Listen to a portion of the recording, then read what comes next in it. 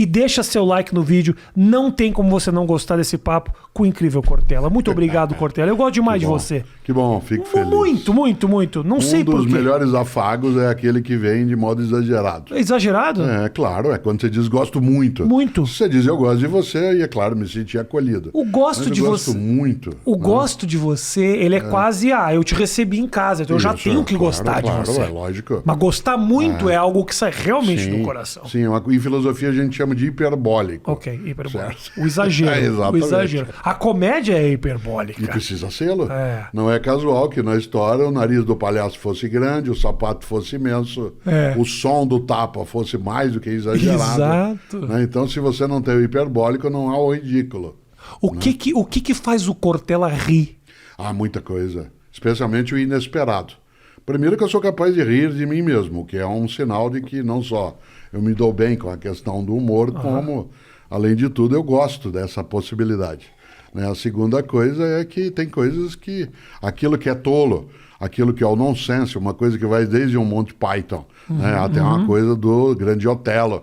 Né? Quando você vê o Grande Otelo do Mocanaíma e esticando o Brasil, ai, que preguiça. Aquilo é uma genialidade. O Grande Otelo era genial. Cortella, ele tinha uma coisa que era o seguinte, quando ele fazia os filmes, ele dirigia, ajudava na direção, ou dirigia, não sei, e ele falava, olha, nesse momento nós vamos parar de falar porque as pessoas no cinema vão estar rindo. Então ele controlava o timing. Você tem um timing que é... Ele é especial, né? Uma das coisas que eu gosto do humor é aquele que não é cansativo. Né? O humor cansativo é aquele que me obriga, né, a rir de modo contínuo. E uma das coisas que conduz a prazer é a carência. Né? Portanto, a abstenção, né, momentânea. Isso. Né? O mesmo vale para outras coisas na vida, mas especialmente no campo do humor. Então, esse modo, né, que vez ou outra vem no cinema, vem no teatro, né, eu gosto daquilo que me entorta, né, e me traz, de fato, o inesperado. Eu gosto exatamente nessa direção. Agora, as pessoas às vezes falam assim, você é bem-humorado? Eu digo, claro, né, eu não tenho nenhuma crença reencarnacionista. Portanto, eu só tenho esta vida. Então é nela. Né? Não há por que eu marcar a minha trajetória pelo mau humor. Não significa que eu não fique vez ou outra. As pessoas perguntam, o que te deixa mal-humorado? Eu digo, falsidade. Meu time, que é o Santos, tendo chance de ir pela primeira vez da história, né, ser rebaixado, né, um pouco daquilo que é o democracídio, que alguns querem trazer à tona. Essas coisas tiram um pouco o meu humor, mas por pouco tempo. Você falou que não acredita na ressurreição. Não, na reencarnação. Na reencarnação. Você já pensou sobre esse assunto? Sim, várias vezes, porque o melhor texto sobre isso, né, a melhor análise sobre isso na história, claro, afora as práticas, né, da religiosidade, né, céltica, que foi absorvida pelo Allan Kardec, né, que o nome Allan Kardec é um nome céltico, ele, como francês, adotou, né, toda uma concepção de um modo de reencarnação muito inteligente. Mas a melhor reflexão vem de Sócrates. Né? Se você lê, né, uma das obras mais importantes da história do pensamento, que é uma delícia a leitura, uma obra de Platão, um diálogo de Platão chamado Fédon. Né? Fédon. E nesse diálogo é Sócrates que fala por que ele não teme a morte. Porque o diálogo Fédon acontece nos 30 dias que Sócrates fica aguardando o momento da autoexecução. Ele houvera sido condenado ao suicídio, né? Ele escolhe das várias modalidades possíveis que um cidadão grego pudesse ter de suicídio. Em vez do autoapunhalamento ou de atirar-se do alto de um templo, ele escolhe o veneno, que é o pior deles. Né? Porque é a morte mais horrorosa das 3 dentro do cardápio, né, de ofertas. De opções. E como houve uma coincidência entre a condenação de Sócrates à morte e o momento das festividades de Apolo, não podia haver nenhuma execução naquele período. E por 30 dias ele ficou aguardando a hora da autoexecução. Nesse tempo, nesses 30 dias, ele era visitado pelos amigos, era visitado por pessoas que por ele tinham afeto. E nesse tempo ele fala sobre por que ele não temia morrer. E ao falar isso, ele retoma toda uma reflexão sobre a imortalidade da alma e a possibilidade dela retornar. Né? O kardecismo é um modo específico de reencarnacionismo. O pensamento de Platão, e no caso Aristóteles, né, falando por meio de Platão, está mais ligado aos cultos persas, né, o que se chama de cultos órficos, em que a reencarnação se dá né, a partir de um tipo de descumprimento, né, de tarefas que a tua essência teria.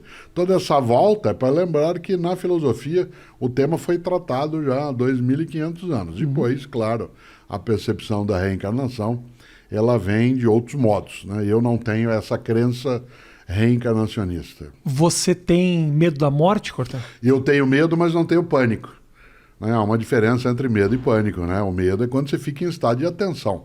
Né? Eu sempre digo, eu tenho repetido isso com frequência, a morte não é uma ameaça, ela é uma advertência. Uhum.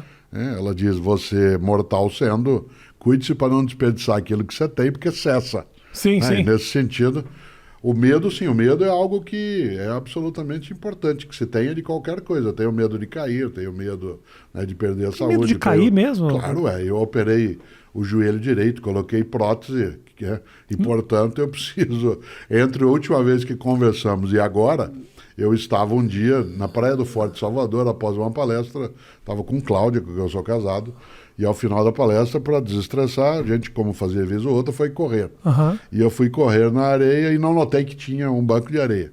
Caí e bati o joelho direito. Não há fratura na região, ela é quase isso, é no subcondral.